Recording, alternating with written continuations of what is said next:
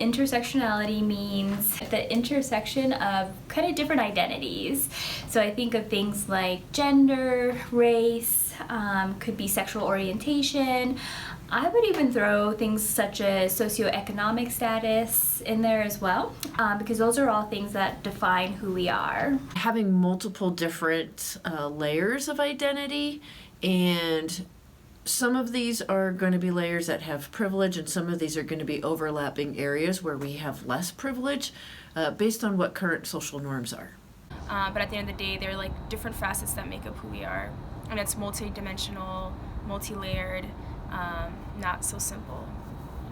My intersecting identities include being Syrian, being a medical student, and being an immigrant, and also being an artist of sort.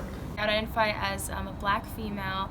Also, specifically, both my parents are originally from Ethiopia, so I have that Ethiopian American identity. My name is Juan. I'm from Argentina. I'm Hispanic, and yet most people who look at me, at least in this country, don't see that. I identify as cisgender. I identify as a lesbian, as a mom, as a physician. You know, I am Chinese, but I'm American born.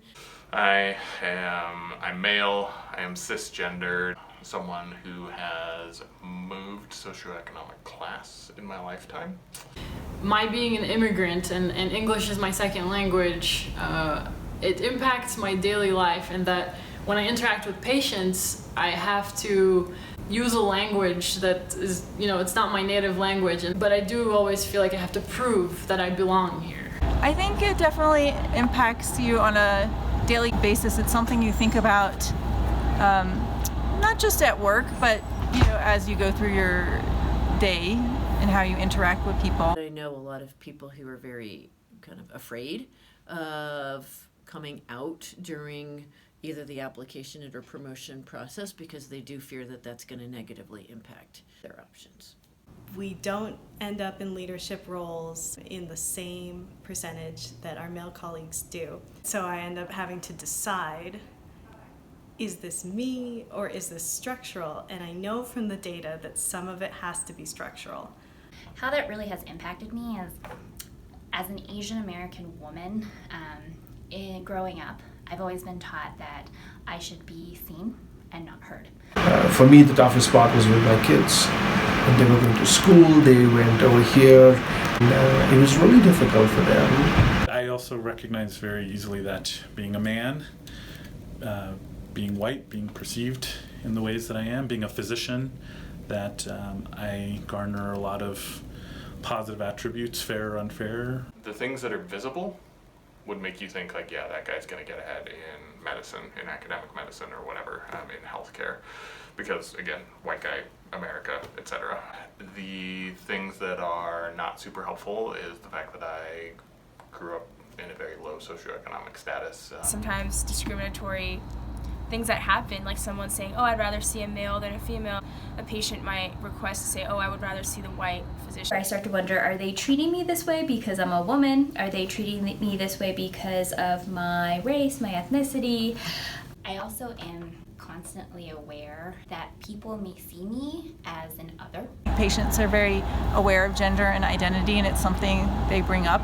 And I feel like some patients are more comfortable with me because of my identities. And other African American patients who are saying it's really nice to see another African American physician. We don't see too many of those. Those who are going through healthcare first need to accept who they are.